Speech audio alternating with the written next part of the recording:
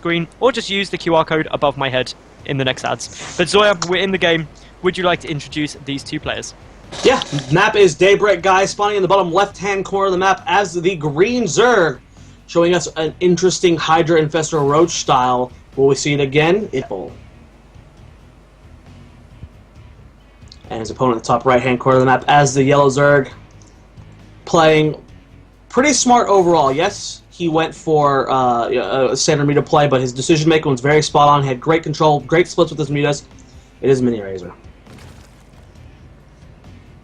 So, anyone just joining us, we are of course here at WCS EU Challenger Series Qualifier number 2, and my goodness, if that isn't a long title of a tournament name, I don't know what is. I'm Maddles, with me is the incredible Zoya. We see an extractor trick coming down here from Tefel, but it's nothing scary. It's just because he got his Overlord at 10, so nothing bad happening there. Miniraser as well, he's already making the drones. Nobody's going for a pull before Overlord or anything a bit unusual, a bit aggressive and a bit greedy like that. They're both just going to be happily droning up, going for a bit more of a standard game.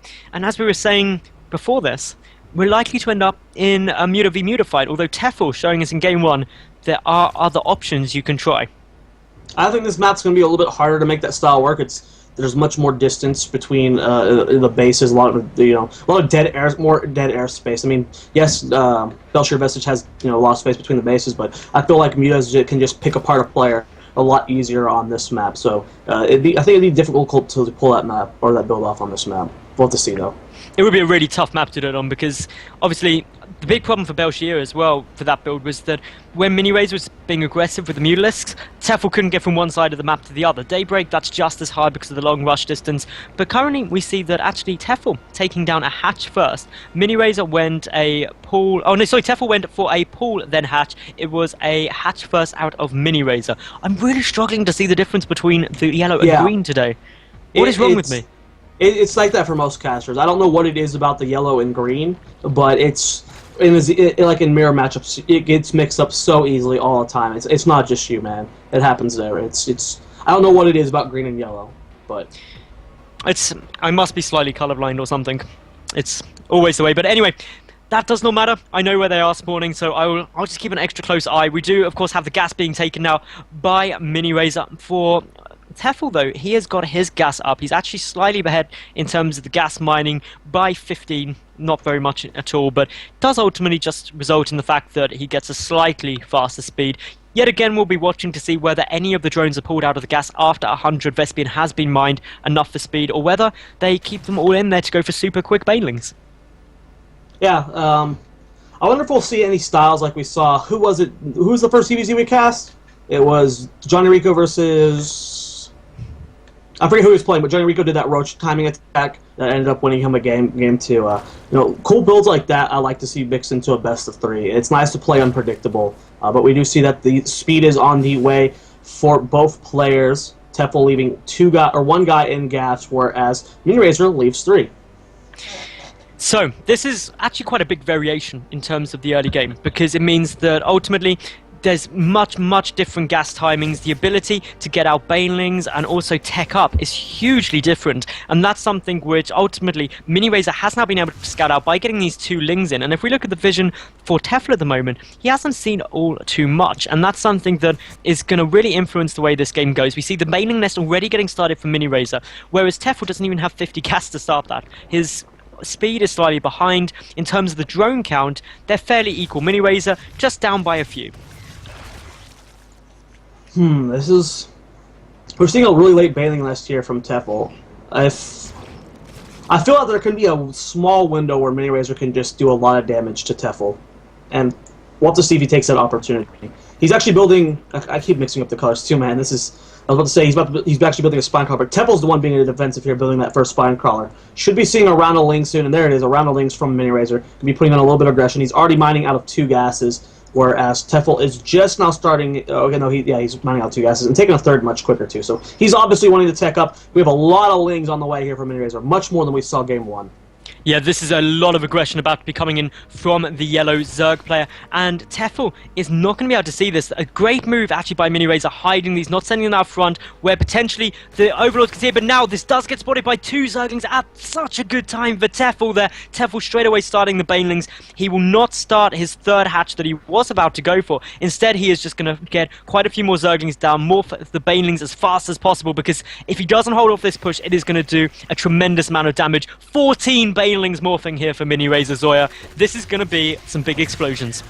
I'm really surprised to see that Tefel has not canceled his lair yet. A lot of players will cancel their lair, get that extra mineral and gas so they can mix in more Banelings, but he is not choosing to do that. A lot of Banelings here for Miniraser. So if we look at that units tab, 13 Banelings versus 2 with 4 more on the way for Tefel. We'll have to see if the connects are good enough. 2 Banelings coming forward here. Get a decent connect there. 1 Baneling does connect with 3. A beautiful Baneling split so far from Miniraser. Is going to come into the natural base, get all of those Banelings. Good connects from Tefel. He's taking out most of the Banelings here, and what a fantastic hold.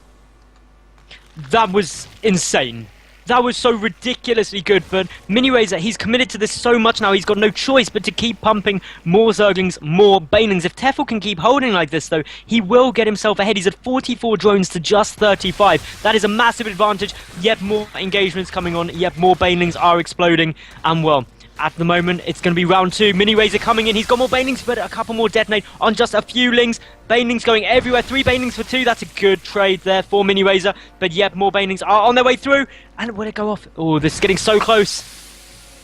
This is his last chance to buff. This is all or nothing for Miniraser. He still doesn't have a lair back home. No third base, nothing. He is all in on these Lings and Banelings. And I don't know if it's going to work. Miniraser, again, income tab shows 43 to 33. He's down 10 drones. He doesn't have his Spire on the way. He's going to try and transition. He's just not starting his lair, but it's actually a lot of Lings here. There are 3 Banelings here. Will the connects be good enough? 3 Lings coming forward to connect with one of those Banelings. Do not get the kill off in it. 3 more coming in. Nice control so far from Miniraser. It's going to be tough, though. Oh, that's a big Baneling connect there. The second one does not get enough Banelings, though. More Banelings are morphing at the natural for Tefel. And Tefel's going to hold it. His mutas are on the way. This is just relentless aggression, basically, out of Miniraser. Tefel, if he does get those mutas out, though, will be in an amazing spot. He's still far ahead in terms of the drone count, and he's even now starting his third. He's going to be forced to cancel, though. That was a very bold move. Never going to really work too well. These Banelings just trying to zone out the Zerglings as best they can. Tefel should be aware that he's ahead. Miniraser, of course, has his third half done, and he needs that in order to stay in this game. The lair for Miniraser also just finished, so he's so far behind in terms of any muta play that now these 4 mutas are coming out on the field. If Tefel doesn't lose a lot before a decent number of mutas are out, he has got this game in the bag. I really find it weird that Miniraser is still trying to go for Spire. It's so hard to come back when you're behind in Muta versus Muta. I would like to see him at least try and run with Hiders or Infestors, but he's going to come into the Spire. We'll have to see what he wants to do with that, or if he's going to be able to catch up. Third base about to be aggressed here. Tefel might be forced to cancel here. There are 2 Banelings here in a defensive posture. Mutas are coming over as well. 1 good connect. Will the second one be good enough as well? And that's 4 Banelings, and it should be enough to get the cancel here. More Lings coming down, and actually no cancel. That's a small win there for Miniraser that he desperately needs right now. Yeah, Miniraser, he's on the ropes. He's trying to get his Spire down, but just look at the muta count already for Tefel. He's up to 7. 10 will be out as soon as those 3 pop, and this is where the pressure can really start being applied. 4 Spore Crawlers on the way out for Miniraser now, and what he needs to do is hold this off for as long as possible. With so many Zerglings streaming in as well, with the Mutalist there, this is going to be just oh so tough. The Mutas going to start going to town on everything. They see the Spore Crawlers building, and this is just where you start focusing as best you can. The Spore Crawler done, doing some nice damage to those Mutalists. They do need to get out 1 Force. That's not what Tefel needed there. He's going down towards the third base, though, and there are no Spore Crawlers there. Yeah, Mutas alone will take a while to kill that hatchery, so as long as he wins the ground fight, Miniraser can hold it for now. Needs to transfer over Queens and Spores, though. I don't think he's going to be able to. I think this hatchery is going to fall. And we have a huge counterattack move across the map from Miniraser. I don't see any Banelings back home. This could do a lot of damage.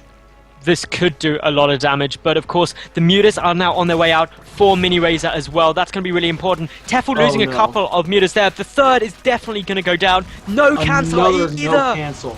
That's 600 minerals lost through not cancelling, and that's a big loss.